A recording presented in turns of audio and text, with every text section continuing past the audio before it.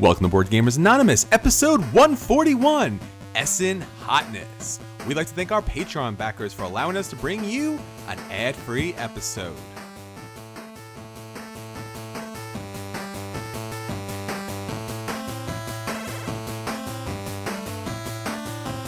You're listening to a proud member of the Dice Tower Network, dedicated to bringing podcasters together for the greater good of gaming. It's sort of like Voltron, but with better lip syncing. Find out more at dicetowernetwork.com. Welcome to Board Gamers Anonymous, the podcast of board gamers and the insane fun we have at the table together. This is Chris. And this is Anthony. And Anthony, happy Halloween to you, my friend. Oh, yeah. Yeah. Just kidding. I know it's Halloween. I have two small children. Ah, there you go. Well, Anthony and I are having some haunting of our computer equipment, so that's why this episode is just a bit late, but we wanted to make sure that we got you a treat on the holiday. So we have a fantastic episode for you.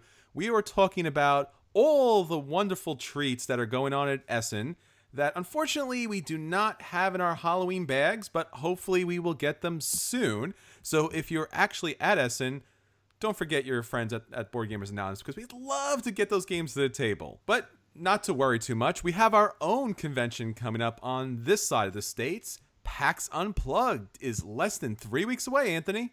Yeah, no kidding. We're almost there. So got our passes in the mail today. Not the press passes, but the ones we paid for before we knew if we get press passes. Yes. So we're definitely going. We might even go twice. We might go twice. So we were 100% going to be there no matter what. Very, very excited about it. I just found out this last week, too, that the Philadelphia Marathon is that Saturday. So that should be fun. Jeez. So don't drive down for one day. Yeah. Just my advice. Ugh. Well, there's going to be a lot going on, just like as it goes on in Gen Con and Origins. Always big events happening at the same time at board game conventions because everybody wants to be around the board gamers, right? That is exactly what happened, probably, right? We draw so much energy that everyone's like, we got to go to that city and do something clearly active because the rest of us are sitting for the entire time. All right. So with all that fun said, let's actually get into the episode. So, Anthony, what is our question of the week? Alrighty. So there was a recent announcement that caught some of us not off guard per se, but it seemed a little interesting, to say the least. Fantasy Flight Games has launched a new studio, and it is called Fantasy Flight Interactive. It is a full-blown video game studio. They went out and got video game veterans to run it, including a fellow behind the likes of BioShock Infinite and other big games like that. So they're serious. They want to get into video games. They want to take some of their IPs and their games and turn them into more than just apps, more than just board games, kind of leverage all that intellectual property they've been building up over the years. So I asked people, what titles do you most want to see turned into video games? And we got a lot of responses, but almost all of them fell into one of three categories. So we have Arkham Files, really any of those, a lot of different answers, but the Arkham stuff. Mm-hmm. We had Terranoth Universe, so Descent and all of its spin-offs and whatnot. And then a whole bunch of people with wishful thinking, hoping that we'll get any of the other IPs along the lines of Star Wars or Game of Thrones or any of that. I personally think we will see Arkham for sure. It's an open IP. Nobody owns it. They can do whatever they want with it. They've written a ton of stuff for it. Terranoth, they keep trying to shove on people. Continuously fails. So I'm not sure if they're going to keep investing in that. That's true. But the L5R universe, which they just paid a bunch of money for, that might be another ripe one too, because they're throwing a lot of Rokugan at us. Yeah, I think just based upon how well Hearthstone is doing in a lot of those other online card games, that would be the most logical choice. Yeah, it wouldn't be that surprising. And like their only collectible card game right now is Star Wars, so they really can't do that. I think EA would have a conniption fit. Sure. So I wouldn't be surprised to see an LCG from one of those categories that they're allowed to mess with. Okay. Or you never know, they could cut a deal. They're getting bigger. So you never know. Yeah, I think all three possibilities would be fantastic. Obviously, I'd be leaning towards the fantasy side of Fantasy Flight Games. You know, anything in the Star Wars or Game of Thrones universe would be such a welcome addition to my tablet. But as you said, it's probably going to be something as far as Arkham or the Terranoth universe, which is also, you know, would be outstanding as well. Yeah, yeah. It makes you wonder what type of game it would be too. Maybe probably like a strategy, something turn-based, but Or we'll maybe, see. or maybe they'll go crazy and just do TI4. Oh man, that'd be crazy. 4 years from now, Well, you so know maybe what? TI5. Yeah, I mean, these bigger games we talked about through the ages not so long ago, that's a really, really long game. TI4 is a really, really long game. So if you can shrink it down to a tablet and kind of deal with all the scoring and the resource management, maybe you can slim down that game time and it actually gets played a lot more. Yeah. Okay, so a lot going on for Fantasy Flight. Now let's talk about what's going on with us. So Anthony, what's your acquisition disorder for the week? All right. So we're going to be talking about Essen today. So this is one of those games that's on that list. So a little sneak preview of that list that we're talking about soon. It's called Altiplano. It is from Rainer Stockhausen, the designer of Orleans and DLP games. So as you could guess, as the follow-up to Orleans and its bevy of expansions the last couple of years, it is a bag building game. So it is basically taking some of the ideas from Orleans and trying new things with them. So basically setting different goals in every game and giving players different ways to try to achieve those different goals. So this time around, instead of all these different citizens and people in the Middle Ages, we have you're basically farming for goods and trading goods and storing goods in South American highlands of the Andes. So it's got this beautiful Peruvian style of art on the cover with this goofy looking llama, and everything inside the box looks to kind of fit that theme as well. Love the artwork here. It's by Clemens Franz. So I love Orleans. I love the bag building mechanic. You don't see it that much, and obviously the designer here has experience with that and has done really good with Orleans and the expansions, which have just made the game better. So I'm excited to see this one. I think thematically it looks really, really cool. So it'll be pretty fun to see what the next evolution of that formula is once this game finally comes west. Yeah, count me in on that. I really love that bag building mechanic. As you said, Orleans is a fantastic game.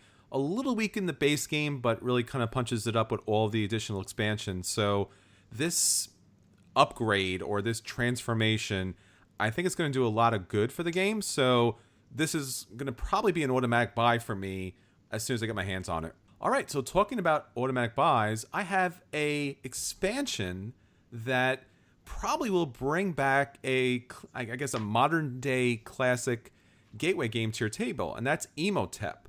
And I'm talking about Imhotep, a new dynasty. This is coming out of Essen. Now, if you know Imhotep, it's all about placing these giant brick pillars into all these different areas that are kind of basically little mini game areas. So you have your bricks, you put them on the ships, somebody moves the ships, and then you do that little mini game, and it scores at different times depending on that little board. Obviously, the person with the most victory points wins. What basically this new expansion does is it adds 5 new places. So typically in the base game, you have the A side and you have the B side. And eventually, because it's more of a gateway game, those sides get a little played out. So 5 new places are great.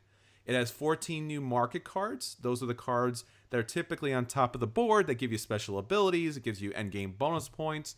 What's different here is these 7 god cards. This allows you to kind of wager who's going to win each of those different areas. I like this mechanic a lot. It reminds me of Camel Up a little bit as far as I'm behind, but if I'm smart enough, I can figure out or I can play it such a way that I might not win that section, but I can help somebody else win and score points for that. Really, really nice mechanic. I'm glad to see that here in this game. There's also one of the tiles here that actually has chariot races, which is really fun. I love to have different types of meeples. This looks really great as far as that's concerned. And just really a welcome addition to Imhotep to bring it back out to the table. Great gateway game. Nice, chunky, well-produced components. It's just overall a really fine game from Phil Walker Harding and Cosmo Games. They've done it again. Yeah, this is great. This game's been sitting on my shelf for far too many months unplayed. So this will definitely get it out again. Absolutely. All right, so that's everything that's hitting our acquisition disorders. Now on to our At the Table. So, Anthony, what has been hitting your table this week on this All Hallows Eve? All right. So I don't know that it's necessarily spooky, but it is kind of weird. I'm going to talk about Anachrony. Okay. So Anachrony is from Mind Clash Games. So they did Tricarion, and most recently they launched Cerebra on Kickstarter. Designers here are Richard Amon, Victor Peter, and David Turchi. And it is an economic science fiction game. It's a Euro. It's definitely a Euro, but it has a lot of theme folded and melded into the gameplay here. Unfortunately, due to the complexity of the game, I cannot give you a full run through of how this thing works, and it is difficult to kind of wrap your head around it in full because of how I hate saying weird because it sounds, derogatory. It's weird in a very good way, but it's weird the way that the theme kind of works. So the idea is that it's the future. It's about 600 years in the future. Earth has basically been dealing with all these catastrophes and all these crazy weather conditions and overpopulation and all this stuff. And there's a new cataclysm on the way. And so they're trying to do everything they can to progress and move forward and be prepared for that and come out on the other end ahead with all these resources and this mysterious new substance that they now have access to. So in terms of actually how that all works, you have these mechs that you can place basically in a worker placement mechanism. There's a main board, there's multiple places to place them. You're going to power them up every round, so you choose how many you have. The first 4 rounds of the game you can have up to 6, but the more of them you place out, the more you have to spend from your resources, and also the less water you get. Then you need water for lots and lots of stuff. You have workers that you will recruit, and they come in 4 different varieties.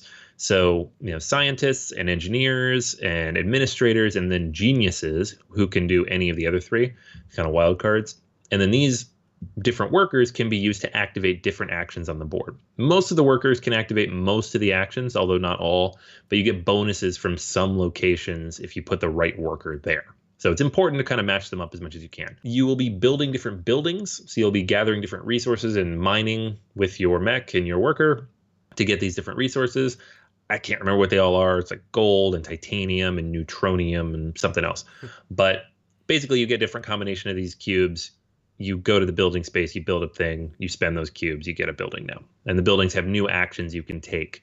The cool thing about the actions on the building is you don't need the mech to do it. You can activate it just with the worker. So it kind of builds this efficiency and economy into your personal player board over time that's different from everybody else's.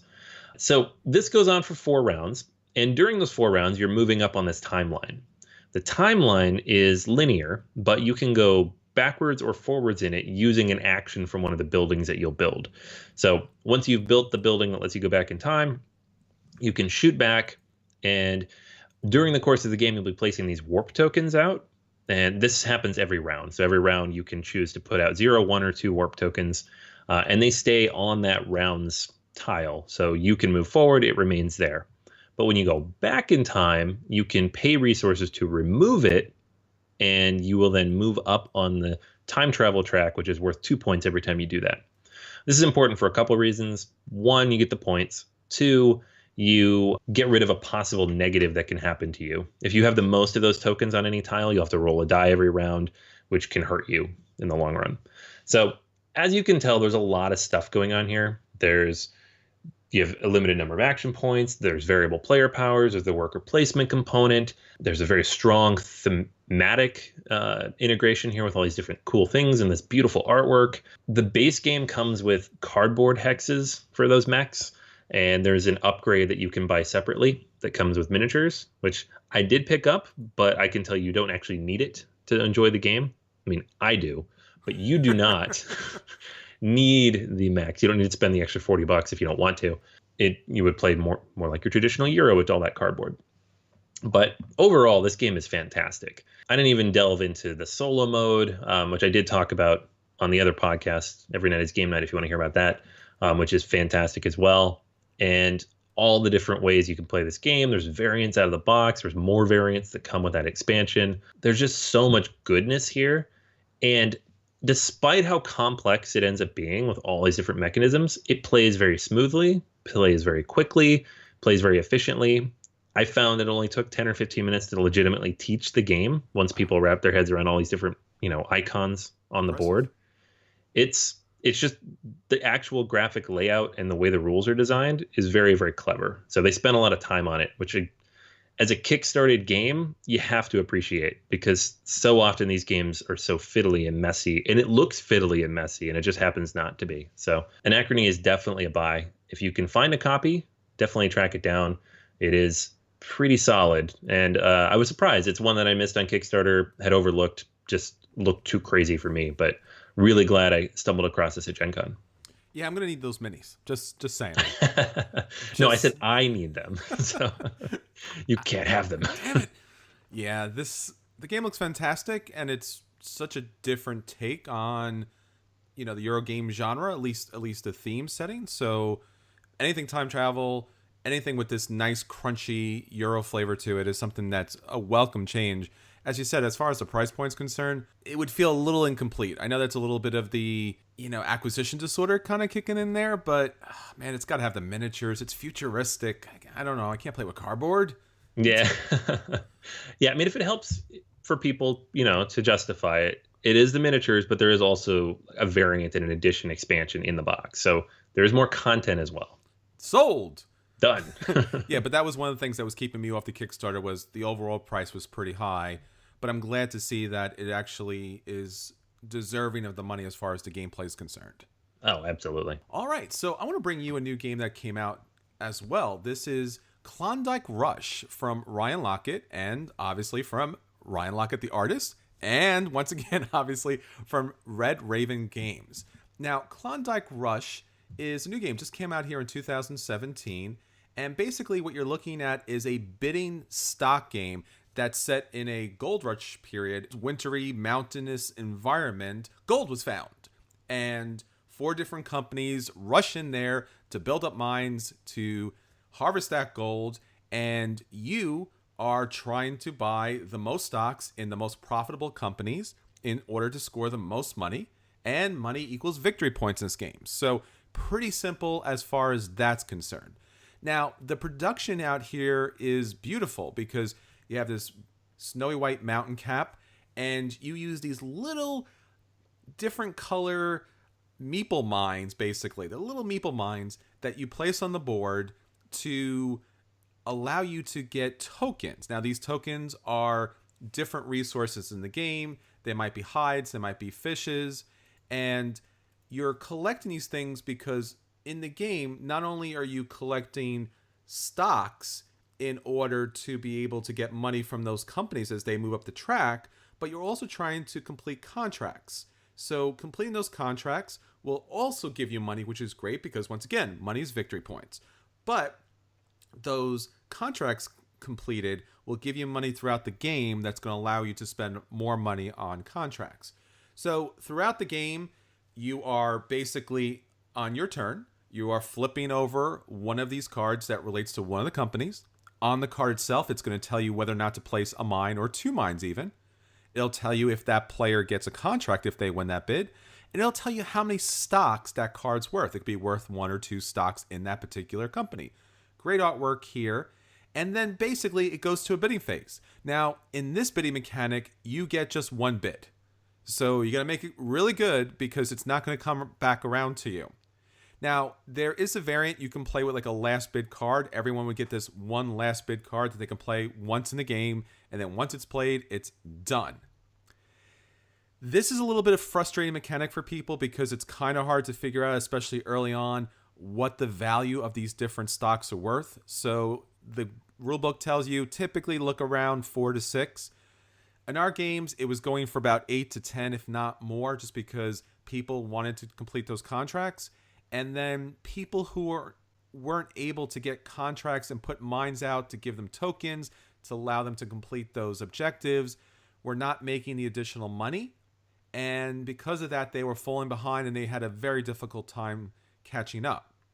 Now, you're not only trying to score money for these mines and score these different tokens for this contract, but there's also this kind of Yeti that's marching around the mountain, and if you collect the most tokens of the Yeti, or the snow monster here, you will get a $25 reward for that. So just kind of another random thing out there. In addition, there's a little errata that comes with the game that basically explains that the person who collects the most contracts will score $15 additional. The second most person will score $10 additional. So if you want to go for contracts, you can do that as well to score a couple extra bucks. But basically, in the end of the game, all of the companies are going to max out no matter what. The real question is, you are given a card that allows you to cash out at some point during the game. Now, ideally, you don't cash out until the very end of the game, which you're going to already cash out when the stocks are at their max, so you'd be able to cash out twice. But all of us on the games that I played, we ran out of money at some point, so we cashed out somewhere during the game. I cashed out at the $40 range, some other people cashed out the $70 range, and at the end of the game, you count up your money. Whoever has the most money wins the game. This game has a little bit of an odd issue / error / possible future expansion, because if you place all the mines out, you only reach 9 on a track that has 10. Myself and pretty much everyone who's played this game on BGG have tried to figure this out. Supposedly there's an expansion coming for this game that was either taken out from the original game or is planned for a future game. But basically there is something missing from this game, and you can feel it. It's a lightweight bidding stock game. Everyone kind of enjoyed it, but everyone was a little perplexed by it. And if you do fall behind early, you do get left out of the game.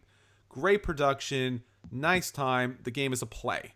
I would recommend maybe checking this game out once the expansion comes out, because I think you would probably want the full game experience. So that's Klondike Rush. It's always so disappointing. I hate to hear when you almost need the expansion for it to be complete. It's nice if it's a nice to have, and you and I both know we buy it anyways, but Sure. When you have to buy it, it's like, well, you just increase the price of the game. Yeah, there's something missing from this game, and there's just something generally missing. And like I said earlier, especially for the people who don't get those early stocks and are able to place down those early mines that give them the early contracts, you're kind of locked out. It's a frustrating experience because there really is no catch-up mechanic in that game, and it can quickly spiral out of control. But overall, a nice game, a light bidding stock market game. If you don't have one of those collections, you might want to try this one. All right, so that's everything for At the Table. Now on to our feature review. So for this feature review, we are talking everything about Essen. Essen typically has the hottest games going on, and especially in the Euro field, you definitely want to check out the Essen games. They typically hit US, a little bit later to way later to we'll never see them in the United States for distribution. So we're going to talk about the best games just to kind of get you interested, put it on your radar, and hopefully it'll get to your table at some point. So Anthony, what are the hottest games at Essen that everyone's talking about? All right. So we got to benefit a little bit here since our technology decided to take a long sleep on us. And we should probably say that we've already recorded this episode, but the goblins got to the computer around the Halloween time.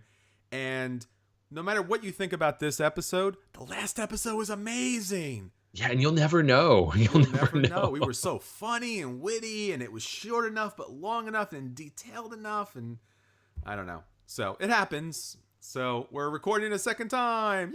Yeah. So the games are even hotter this time. Well, yeah, but we get the benefit of it's now after Essen. We recorded the first one before Essen. These are the ones we thought would be hot, and now we know what was hot. And it's more or less the same as what people thought. But still, confirmation, guys.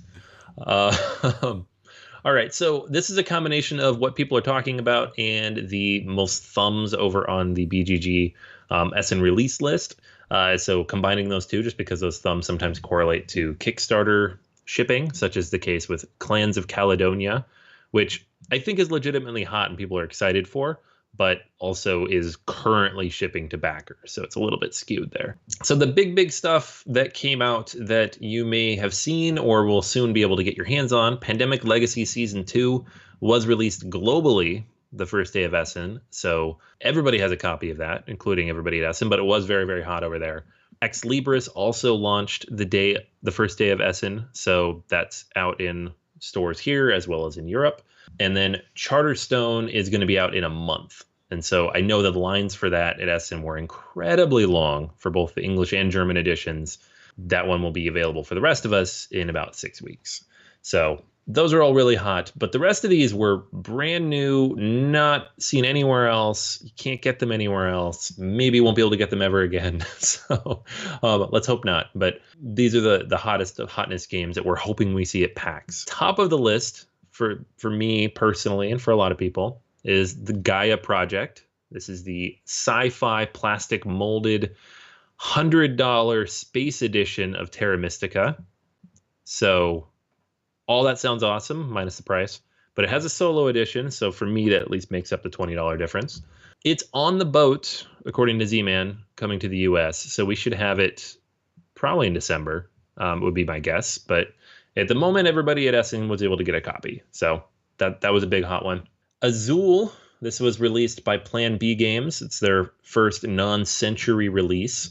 So this was these beautiful little ceramic tiles, abstract style tile laying game, similar to a lot of those types of games, but a little more abstracted because you don't have kind of the artwork and everything built around that. So a lot of people were very into that. Rudiger Dorn's new game, Montana, was released. So this is about the settlements in Montana in the 19th century as people traveled west. So there's a little bit of, there's some auction, a little bit of worker placement, and just generally building up your own settlement in the out west, which it's been a kind of a popular theme lately. One that I actually didn't have on our list last time we recorded, so good thing we're re-recording, is the new Mac Gertz game, Transatlantic. So this one is about development of the giant ships in the golden age of ocean steamers, and it's the guy who did Concordia and Navigador, which are both fantastic games. So anytime you get Mac Gertz, you know there's going to be a little rondel, and you know the game's going to be good. So will it be amazing? We'll see, but it will be good. Rajas of the Ganges is a new one from Hutch, and it looks like R&R Games will be publishing it out west for us. So kind of in that Ulm and Turia level of family level Euro games. So I know it's been a little hit or miss with some people, but it looks beautiful, and it's a very interesting theme. So definitely checking that out. Noria is this beautiful looking game, which I don't know anything about except for the artwork is by Clemens Franz and Michael Menzel. And it is the first release from Sophia Wagner, who picked up the Spiel des Jahres Fellowship last year. So lots of pedigree, lots of buzz on this one, and it'll be interesting to see what people say about it as it comes out. The new game from Michael Kiesling is the Heaven and Ale from Eggertspiel. I don't know who will be releasing this now, just because of the kind of shifting allegiances and ownership of this company recently. But it was very hot. A lot of people were very excited about it and picked it up. It's about making beer at monks making beer in the Middle Ages. We have Agra, which Chris and I had a chance to check out at Gen Con. This is big, beautiful, fantastic board designed by Michael Keller, who did La Granja and Solarius Mission, which I had a chance to play came out from Essen last year, has not come out west yet. So we'll see when Quined gets this one out for us. This is another Michael Menzel illustrated game. And I can say, having actually seen it and taken photos of it and touched it, it is very beautiful. Pulsar 2849, I talked about this last week. This is the new game from Vladimir Suchi and CGE. So it's a dice drafting Euro. I'm all for that. I always like dice in my Euros if it's done properly, and it's in space. So a little heavier roll for the galaxy will certainly be welcome. And then I mentioned Clans of Caledonia already. Whistle Stop was also released over there. Altiplano I talked about today was another very hot game. So as you can see, lots and lots of games that everybody was rushing for. Lots of Euros, really, is the takeaway here. Games that we didn't get at Gen Con, and we're hoping people bring for us at PAX so we get a chance to play them. Okay, so that's everything that's hot at Essen. So be sure to check those out, and be sure to keep a lookout when those things hit your table. All right, so that's everything for us for this week. Until next time, this is Chris. And this is Anthony. And we'll save you a seat at the seance table.